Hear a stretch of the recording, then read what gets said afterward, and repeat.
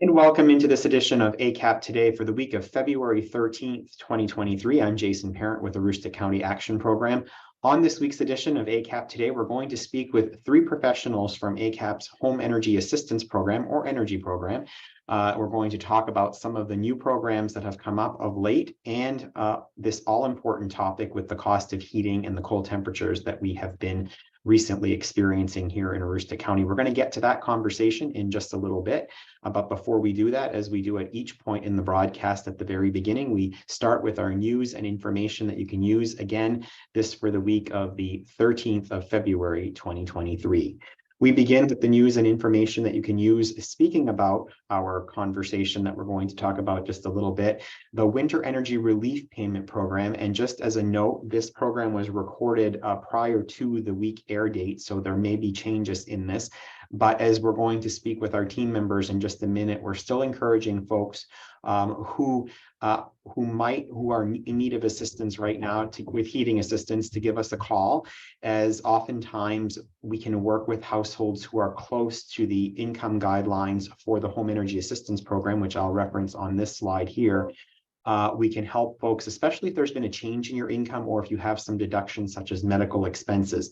So please do give us a call if you are struggling with heating your home and need assistance at 768-3053. We'll be scheduling appointments through the month of June.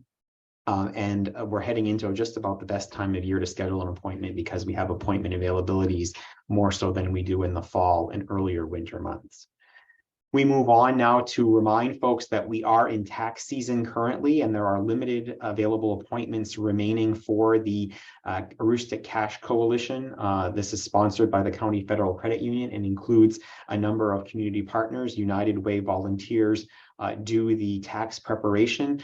ACAP is doing the scheduling. So if you are in need of an appointment and fall under the income qualification guidelines of a $58,000 household income or less in 2022, we encourage you to call for an appointment, 764-3721.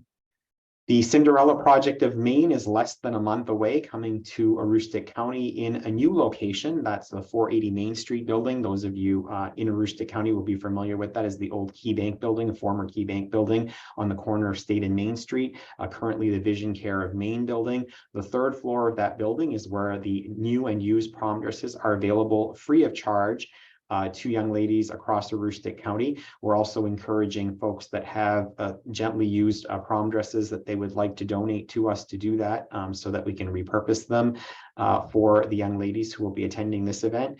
Again, the dates are there on your screen, but if you cannot make it on those dates and times, thanks to the generosity of the landlord at this property, those dresses will be set up for a period of time after these available dates. And we encourage you to reach out to us to be able to schedule an opportunity to bring a group, or a small group, or an individual outside of the times listed there on your screen, but otherwise we look forward to welcoming folks at the times listed there on your screen, the 4th, 9th, 10th, and 11th of March. We are still reminding folks that Versant Power is continuing to match all donations as part of their $200,000 power match program with community action agencies in the northeasternmost part of the state of Maine, including ACAP. We are encouraging folks who are looking to have their donation doubled to the agency to help individuals, their neighbors, with electric bill assistance over these winter months to please consider making that donation. You can go to the ACAP website at acap-me.org and look for the donation section to make that donation. Maine's Workforce Collaborative continues to offer, this includes ACAP, continues to offer a number of workshops via Zoom, including things like interviewing tips and tricks, job preparation and retention, and resume and cover letter development. These can be accessed through the workforce development page of the ACAP website. And we encourage folks who are looking to do that. You can do that from the comfort of your own home to participate in these sessions to build job skills and upscale in your employment opportunities. We encourage you to do that. Check those out on the ACAP website, again, under the workforce development page. Community cupboards located across Aroostook County, such as this one in Presque Isle at our 771 Main Street Customer Service Center near Walmart, are in need of assistance at this time as more individuals are grappling with food insecurity with the cost of everything. a lot of folks are turning to these community cupboards that are located across Aroostook County. We encourage you to give what you can. You can drop off non-perishable food items directly in the community cupboards, many of which are accessible 24/7. You can also reach out to us if you'd like to sponsor this community cupboard. We can certainly work with you, your family, your business to do that. There's also an Aroostook County Food Resource Guide, copies of which are available in this community cupboard, but also available on the news and publications page of the ACAP website, and we encourage folks to check that out as well. Give what you can, take what you need is also the principle of our community closet, located again at our customer service center, which is at 771 Main Street in Presque Isle near Walmart. You can leave clothing or get clothing 24 hours a day, 7 days a week. However, we encourage you, if you're going to drop off clothing, and especially needed at this time of year, are warm winter clothing items such as those shown here in the picture. If you are going to drop off items between 8 and 5 Monday through Friday, we encourage you to bring those right into our building so that our volunteers can sort through them and get them out into the community closet. And our prevention team is continuing to remind folks that if you have unwanted or unused medication, you can drop those off at any Aroostook County Police Department so that they can be safely disposed of. Medications can also be dropped off at selected pharmacies. If you want more information on the Aroostook Drug Take Back program, you can visit our ACAP website and go to the prevention and wellness section of the site. And COVID-19 vaccines and tests continue to be available to folks across the region at no charge. We are encouraging folks to go to maine.gov/COVID-19/vaccines to see where there are COVID vaccination sites nearest them. If you're unable to get online or for whatever reason are looking for assistance in connecting with a vaccine appointment, you can call our reception team here at 764-3721. Free COVID tests are also available through 2 websites which cycle regularly, so you can go to covidtest.gov or accesscovidtest.org to place your order for free COVID tests to be sent to your home from those sites.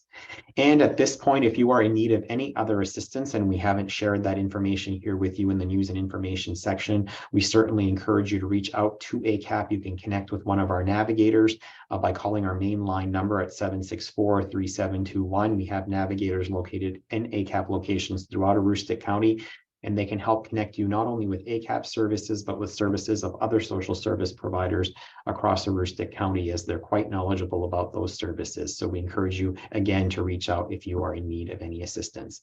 And with that, that's this week's news and information that you can use. I'm so pleased to welcome now to the program 3 members of our ACAP Energy team, who are doing fantastic work, especially at this time of year with the cold weather that we've been experiencing. They are Manager Josh McAfee and 2 of Josh's program associates, Corinne Corbin and Priscilla Steeves. Welcome to the program, folks. Thank you. All right, Josh, so I'm going to kick it off with you to talk about where things stand with this home energy assistance program, specifically that component of the project and the work that you do this season. How are things right now at this time in terms of our ability to help get heating assistance to folks? Things are good. We've already done more applications than we did in all of last season, so there's lots of demand and need in the community. We've ramped up our assistance for people in emergency situations. We've been able to help 3 times as many people. We've also been able to shorten our wait time from about 3 to 4 months this time last season to get an appointment, where you can get an appointment possibly even same week. If you call in on Monday, we might be able to get you in by Friday, or at least within the next week after that. So short turnaround times, be able to get an appointment. So I do urge people, if you are close by any measure, if you're a little bit over, there are those medical deductions, there are opportunities for you still to be able to qualify for HEAP. And there's a lot of benefits to being in HEAP, not just because of HEAP, but because of all the other programs that are associated with qualifications through HEAP. Wonderful. We're going to talk more about that in just a little bit, but Corinne, I want to sort of shift it to you because you're on the front lines of doing this work and actually helping to get people enrolled in the home energy assistance program and doing intake appointments. Tell me about what you're seeing and what you're hearing from folks out there in the community, especially those who are first-time applicants of the home energy assistance program, because as Josh mentioned, folks often sort of either maybe say, gosh, I'm going to leave the assistance to others who really need it, but there are more people in need this year. And some folks are finding out maybe that they're to their surprise that they're actually eligible for the program. So talk a little bit about what you're experiencing on the intake side of the program. Well, I like that you said the front line. That's what I always imagine when I'm sitting down and talking to them, because that's the first person they see when they, especially new people. I see really all walks of life, from, younger families to older people, and especially new people. I like to, I feel like a saleswoman. Like I tell them, this is beneficial to you, and try to get everybody you can to sign up, because not only can we take medical deductions out for the past year, which can really help lower somebody's income, but we can help you with other stuff on the housing side. And a lot of newer people I see are younger families, and especially now with the prices, they're really concerned about their children. And then if we have older clients, I really have a lot of talks with them about how they're kind of embarrassed to ask for help. And I always have to reassure them that, you've been helping people your whole life. It's time for us to help you now. And we are more than happy to do that for you. And I like to make the intake process really easy, because I know a lot of people are nervous about it, just because it's something that they've never done before, or they're embarrassed to do. So it's really kind of like a judgment-free zone, and something I want them to leave kind of feeling better about themselves and feeling okay that they are going to receive this help, or we're going to try our best for them to receive that. Corinne, what are some helpful tips that you would extend out there to folks who are maybe feeling some of that being a little bit reticent or unsure about making the appointment? And then once they're convinced and they're going to make the appointment and they're going to come in, what are things that would be most helpful to them in sort of preparing for that appointment? Are there things that they need to bring with them? What are those things, and how can we be most helpful in informing folks, especially first-time applicants, about how to best prepare for a home energy assistance program appointment? Yeah, so our phones and scheduling people do a really good job with walking them through with what they need. And we also send out an appointment letter.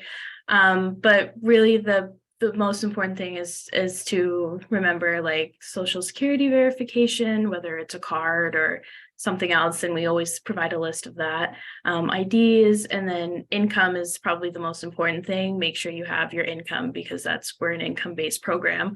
And we're a little bit more lenient on light bills and stuff, because we can always get that ourselves. But I would say make sure you have your income information, and make sure it's up to date, and as well as IDs and Social Security, because that will help us make the process smoother, so we don't have to prolong the waiting for you to get certified. So speaking of certification, Priscilla, that's where sort of the work transitions over to you. And I know that there are a number of other people sort of working to get between the parts that Corinne and our other wonderful intake folks do across Aroostook County, and to get things ready for your team, you and your team, to sort of do that certification process. Help folks understand out there, because it's not as simple as unfortunately, it's not as simple as coming in, doing the appointment with Corinne or one of her colleagues across the county. And then, there's, at the end of that appointment, there's a fuel allocation made. There's a process, and things go through a process. And it's a required process as part of administering these federal dollars. So sort of walk folks through what happens at that point after Corinne's done the intake. Well, I can tell you that it's really important to pay attention to the date. If your appointment was in November, we need your income from October, all of it. And if you are working in October, we just need the check stubs for every time you got paid in October, not what you worked in October, but what you got paid. And don't be upset if we say, hey, we're going to deny you this time.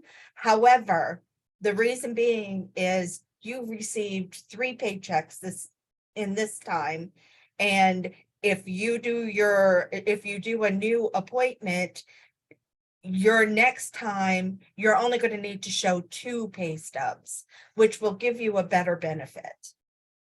Right, and I think those things are very important, and the team, I mean, I think and Josh, I'm going to come to you on this one, because I think that what you're working with folks across Aroostook County trying to understand is there are rules and regulations that we need to follow, but there are things that we can do to try to help folks, like Priscilla just mentioned, to be able to get into those income eligibility guidelines, legitimate things, mind you, that that will help folks access this program. Absolutely. So like it all starts with education. So we do our best to try to educate our clients with the way that will maximize the benefit for them through the process. So, you know, there are different types of things such as like categorical eligibility for SNAP or TANF. Those can be better benefits than if you used your regular wages, if you get those assistances. So some other things that we have in the program when it comes to, like, you know, communicating ways to get around is we can take the last 30 days of income, or we could take the previous month. Sometimes, you know, you have a five Friday month where you got paid 3 times, like she said, for a biweekly schedule. So maybe the last 30 days, you only have 2 biweekly payments. So we'll try to use whatever, like we said, is most beneficial to you. And sometimes, unfortunately, we do have to deny people, you know, if they're over income because of that 3rd pay stub, but we send a denial letter, let them know that they can reapply, you know, after a month where they had only received 2 pay stubs. And that in and of itself, Josh, is a relatively new thing for the program. It used to be that the look back, I remember prior to the pandemic, the look back was beyond just the previous month. And so a lot of things can happen in a month. If your household has, you know, if you're out of work for whatever reason, or something happens to your household income for that 1 month, it does really behoove someone to sort of say, oh goodness, I had a challenging month here. The following month might be a really good time to apply for the home energy assistance program, because I will fit the income eligibility guidelines. And I think many people who have been denied in the past after a look back on a full year of income might find themselves surprised if they come back in and look at and get another look. Absolutely. Maine Housing has made a lot of modifications because of their understanding of the need and the climate we're in, to try to get as many people to be able to qualify as they can. So moving from that 12 months to 1 month has been a really beneficial model. And we're just, us at ACAP, we're doing our best to try to get you the benefit. Now we can't get everyone a benefit, but we certainly do our best. And if we call you and ask for additional documentation, we do apologize. Sometimes during the intake person might miss something very small that we needed. And then on the certification side, we do need that before we can go ahead and move forward, because the alternative would be even worse, where you would get the benefit, but the Maine Housing would audit us and then say, actually, you need to pay back that benefit now. And no one wants to have that happen to them. So we do our best to try to protect you from that. And Priscilla, that's part of the process that you do in certification, is to verify that everything is, all the I's are dotted, all the T's are crossed. There is, I think you noted, there's sort of a clock that ticks when between the time that a customer might see someone like Corinne and any benefit would be paid off. And so talk about that time frame and why it's important folks get things to you in a timely way. We are trying our hardest to stay on schedule. I believe that the turnaround is approximately 8 weeks, or that's what it is supposed to be. I know that I think we are a little shy of that, but we are working extremely hard to get caught up and get everybody seen and certified and get their HEAP benefit to them. But it all depends on if we have our documents, because if the documents aren't here, we can't certify. And there's nothing we can do if we don't have the documents. So it's all, I mean, yes, we may be a couple of weeks behind. However, it's not always just on us, the reason why we're behind. Right, it's important that customers get the necessary documents, because that actually can hinge on whether or not they may be fully qualified, but if we don't have those documents, it could hinge on them getting a benefit, correct? Exactly. And if we don't have the right documents, we can't help. So we do call several times to remind, please get this into us, please. You know, we don't want to deny you, but we can, and then it might be beneficial to you to get all the documents in if you have a little bit more time. But we are trying to help as quickly as we possibly can. Unfortunately, there's just not enough time in the day to make sure that every file has everything in it that we need. Yeah, it is again a federal program with restrictions, and we need to make sure, as Josh pointed out, that we're not having to miss something and then end up having to pay back because there are regular routine sort of inspections on the work. Josh, let's talk about some of the more recent programs. The winter energy relief payment specifically that we were able to stand up because of the support of the legislature and governor with LD3. That program certainly was intended for individuals across the state of Maine and administered by the community action agencies. So talk about how that has been helpful in this process. Yeah, absolutely. So we're really happy to be able to serve like a new population of the community. So this is for people who would be over income for HEAP and are also in a situation where they have a low amount of fuel. This would be such as, a quarter tank if you use kerosene or oil, or if you only have 2 weeks or less of fuel, then this is a program that can assist with that. And it would be an $800 payment to your vendor based on the income guidelines of 300% poverty, which is now on the screen. So for a household size of one, you could make, almost $41,000 and still qualify for this $800, which is wonderful. We really like that we're able to help large families that still have like an income that wouldn't qualify them for HEAP. So for 6 people, $111,570. That's a generous guideline, something that we wouldn't have been able to assist with through the traditional HEAP program. And speaking of the traditional HEAP program, Josh, there's also the supplemental payment that was part of LD3. Talk about that and what folks who are already currently enrolled in the home energy assistance program can expect as it relates to that supplemental payment. Yeah, and this actually ties in really well because we're finding a lot of people that are calling in for this winter relief payment are actually qualified for HEAP. And we want to push people through HEAP because it's not only a better benefit instead of a one-time $800 payment. You would get, your one initial payment, and then you'll also qualify for this supplemental payment, which is basically a secondary payment that's the exact same as your payment you get this year. So you apply for your HEAP benefit. Let's say you get $800 for your HEAP benefit. You're also going to get another $800 through the supplemental program that was passed. And so that would be $1,600. Plus, if you have,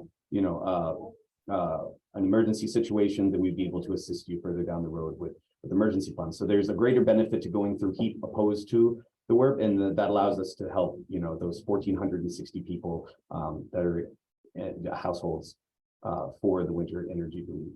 So the supplemental for people who have already been certified, if you were certified as of the 1st of February, then you will automatically be receiving that supplement. So let's say you got your $800 payment a couple months ago. You will by March have in your account another $800 payment for the supplemental. That will be deposited automatically. You don't actually have to call us to get it or anything. It will show up with your vendor once it's finished processing. And I would expect most people to be able to see their benefit by the 1st of March. Great, Corinne, let's remind folks, I'm going to bring up on the screen here the income eligibility guidelines for the home energy assistance program, because those have increased year to year. A few years ago, they sort of saw a pretty significant increase. So we maybe have folks out there who haven't applied for the home energy assistance program in over a decade. Again, we talked about only the 1 month look back as opposed to 3 or a full year. So let's sort of just share with customers or individuals who are viewing this what that looks like for folks. Yeah, if you find that you maybe are in those within those guidelines, I would definitely encourage you to apply and make sure you have all your stuff when you do your intake. Even if you find yourself like a little bit over, like we can always take out medical deductions. I know when I see somebody apply and it looks like they might be a little bit over, I will remind them and make sure kind of spell out what we can take for medical deductions. I would never say that you're over income or you're not. I would just kind of sent out a reminder form saying any medical deductions within the past year we can take out. So I would definitely take a look at those numbers. And if you find yourself within that, even a little bit over, I would encourage you to apply, and you might see me. I might take your I might take your application. That's right. And I think it's important to note that it's not, you're located in Presque Isle, Corinne, and we have a couple of folks at the Presque Isle office, but we do HEAP intake in other communities as well, correct? You want to just go over with folks where else they can connect and get a HEAP interview? Yeah, we have locations in Madawaska, Fort Kent, Caribou, and Holton.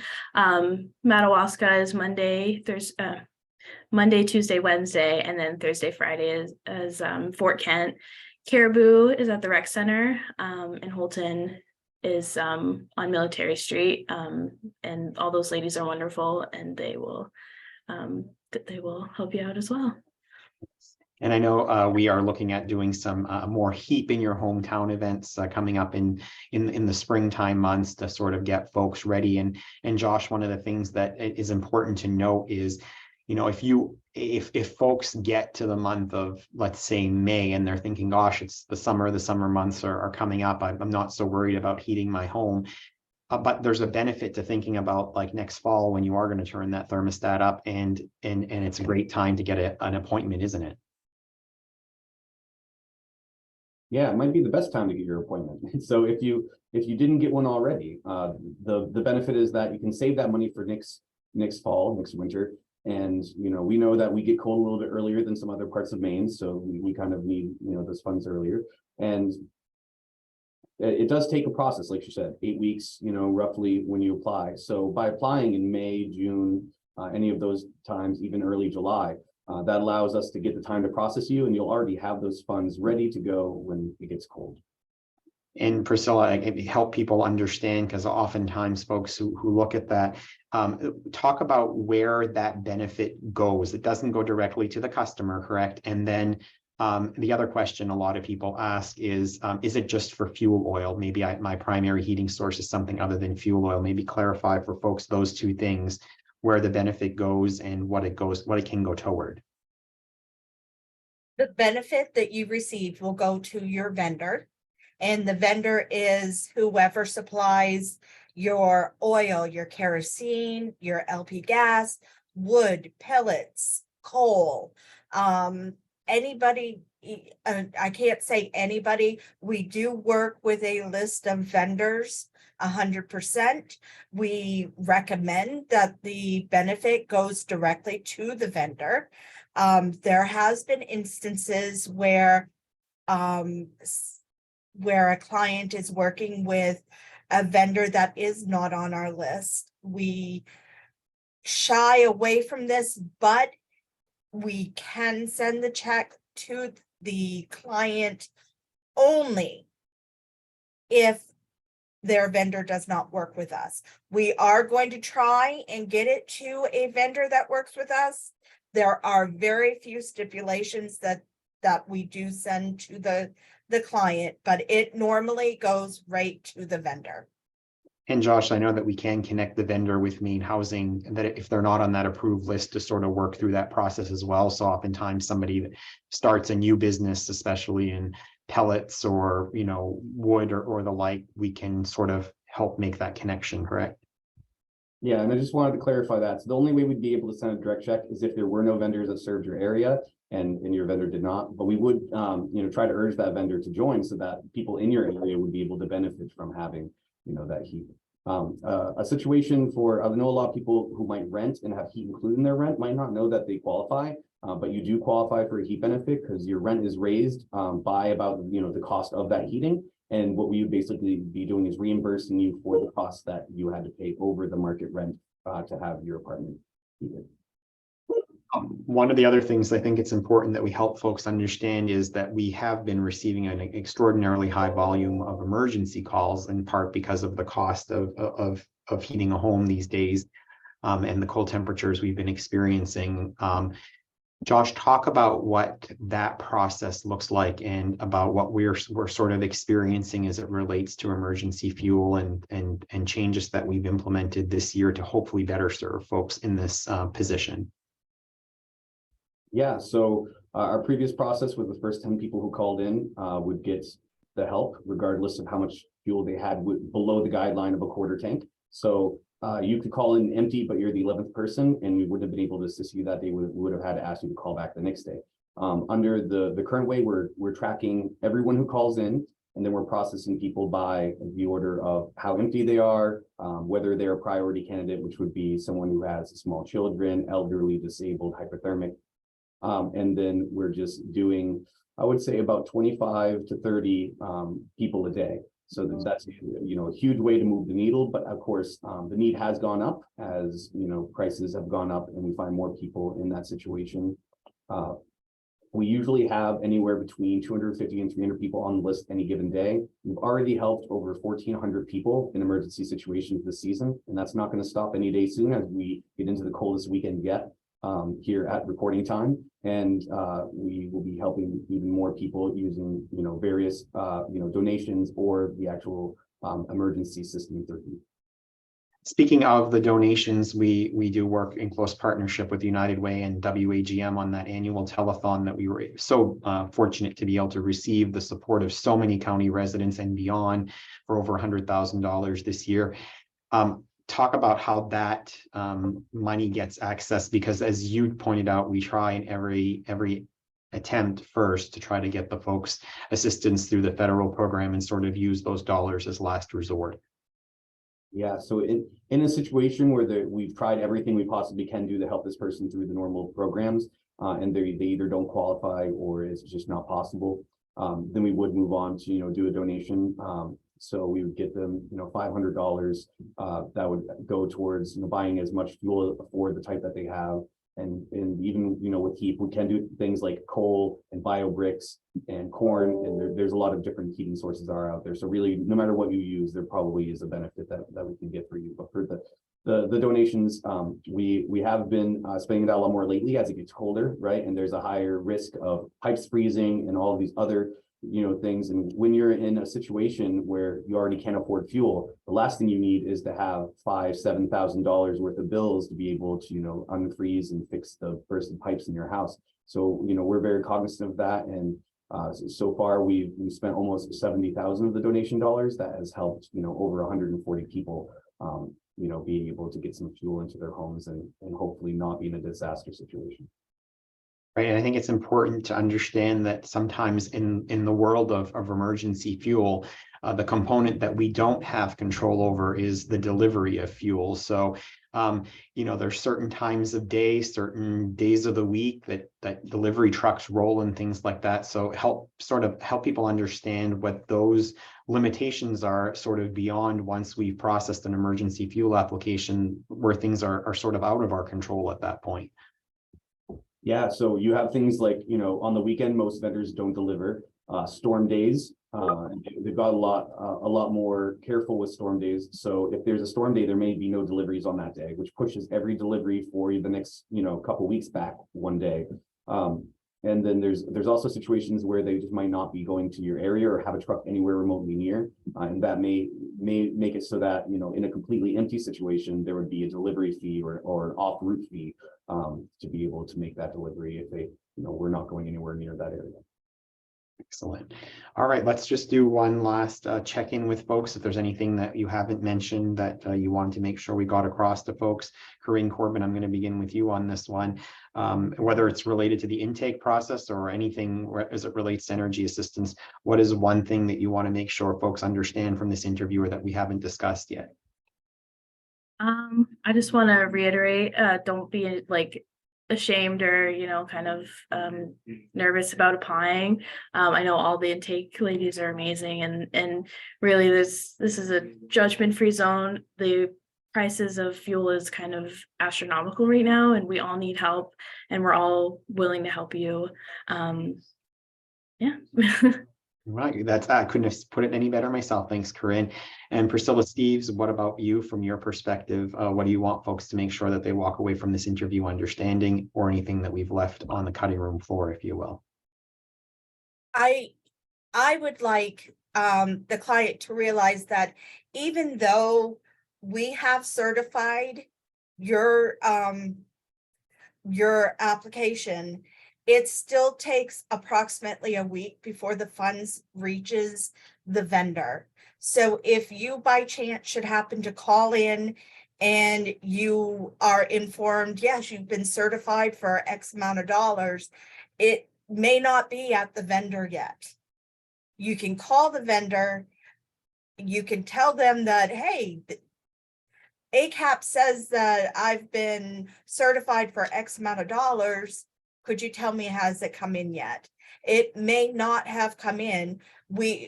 Unfortunately, that's just another wheel on the spoke that we just have no control over. And Priscilla, to that point, is there a notification that goes to the customer when the fuel has landed on their fuel vendor account, or do they have to call and find that out themselves? Nope, they do get a letter from Maine State Housing stating how much their benefit is. So once they receive the letter, their vendor should have the funds. Great, that's good to know. I think that would help folks better understand the process so that they're not wondering and sort of waiting and having to call either their fuel vendor or us. That letter does arrive, and typically that means that the fuel has landed with the vendor. All right, Josh, your thoughts, your closing thoughts, and anything that we haven't talked about. Yeah, I did want to make one comment about the vendor timing. I do think it's best to wait until you get your letter, because the wonderful thing about the letters, it usually arrives about a day or two after your funds are available, so it takes the guesswork out of it. And I know it can be frustrating for people to call us multiple times or the vendor multiple times and not know when it's coming, but do know that that letter is coming to you, and once you get it, that means that you can order your fuel. The one thing that I would like people to take away from this is, you know, if you are slightly over income, medical deductions have really changed the way we're able to help people. So it's 12 months of medical deductions, which if you and your spouse both pay for your own insurance or your children's insurance, those are huge bills that you pay over the course of 12 months. And those are going to reduce your 1 month's income. And people could be really surprised the amount of money that that's going to reduce. Or if you had, like, you know, some really expensive medical bill from something that happened to you or a member of your household that you've made payments on, all of those will count, you know, towards reducing this 1 month's bill. So like I said, even if it looks like you may be like $1,000 over on your monthly income, it's pretty easy to find $1,000 worth of medical deductions once we start to look. So two key walkaways: don't count yourself out because you're afraid to ask for help, because that's what we're here for, and don't count yourself out if you think that you might just be slightly over the income eligibility guidelines. Let us work with you on that. All right, Josh McAfee, Corinne, Corbin, and Priscilla Steeves, thank you so much for being guests on this week's edition of ACAP Today on a very important topic as we get through the remaining winter months here in Aroostook County, which tend to linger a little longer than other parts of the state and certainly other parts of the country. I appreciate your great conversation on this. Before we leave you and before we leave all of you out there, we want to share with you our photo of the week. And this week, there are actually a few photos of the week, but all from the same activity. Our snapshot of the week comes to us from our Hope and Prosperity Resource Center, where the manager of that area of our agency, Teresa Dow, provided haircuts. She's a cosmetologist by trade in her first profession, I would say.